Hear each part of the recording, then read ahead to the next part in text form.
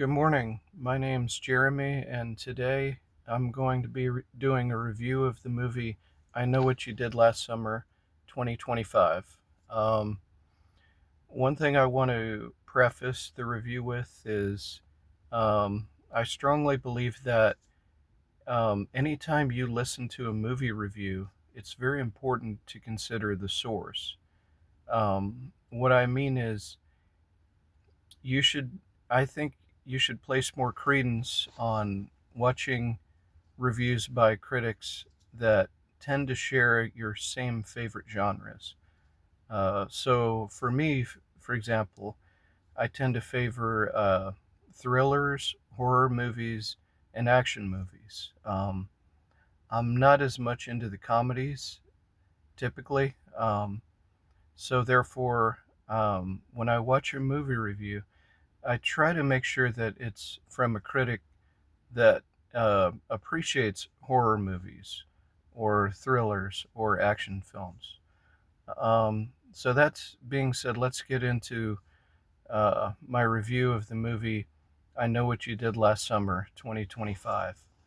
Um, so I don't like to give too many plot details because to me those easily become spoilers. So I'm basically just going to give you the premise and tell you what I liked and what I didn't like about the movie. Um, so the premise is a group of young people, probably right out of high school. They're all a group of five, close friends. They're at this engagement party on the 4th of July, and after the party, they decide, along with another friend, so along with actually, I'm sorry. It was the four friends were at this engagement party. They run across a fifth friend, or used to be close friend, not as close, but anyways, they invite her along. So there's a group of five friends essentially going out after the party um, to watch the fireworks. However, unfortunately, there's an accident. Okay. Um, and there's a fatality. So now they're all in it together. They have to cover this thing up because they didn't intend for anyone to die, obviously. Um, and then a year later, suddenly there's someone out for vengeance because these kids start getting threatening notes, and it's clear that it's related to what they did the previous summer.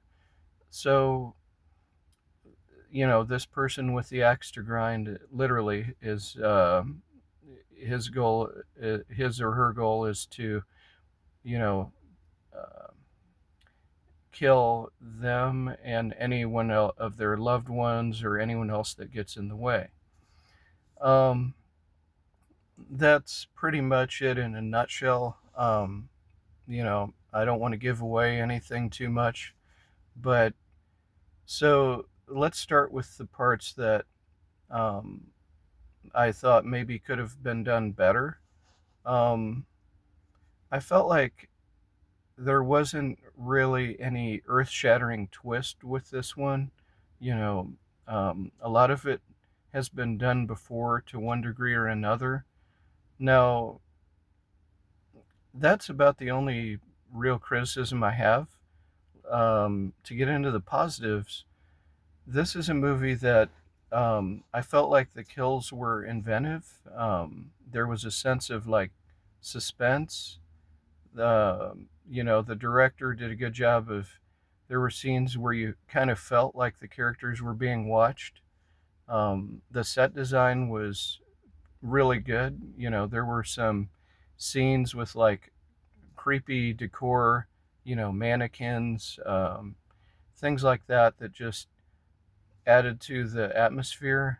Um, and then they did the lighting was good. You weren't having to like squint to see things. Um, and of course, one thing that's important for me is the acting.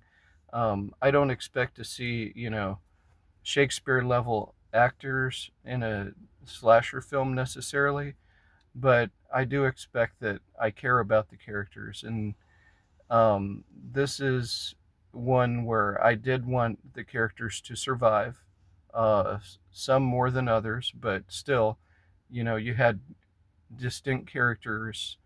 They gave each of them a little background, enough to give you an idea of kind of what made them tick. And then another point I liked is, I'm seeing some reviews that are saying that didn't have enough chase scenes. I don't know what movie they saw, but for me, I noticed there were several chase scenes. Yeah, they didn't go on for like 30 minutes, but they were there. You know, where the killer's like chasing down people and so on. So also, another aspect I really liked about the movie is the use of the red herrings. In other words, making you think the killer was one person and then surprise at the end it's somebody you weren't expecting. And it did get me on that because, like, throughout the movie, at different points, you kind of suspect uh, one person versus the others, and you may very well be wrong. You may be quite surprised at the ending. So that was good. So really, I have to give this overall. I really enjoyed the movie. It seems that we don't get that many slashers these days as compared to what we did, say, in the 90s and the 2000s. So to get one that's well crafted, I think was really nice, and I have to give it an 8 out of 10. Thank you for watching. Have a great day.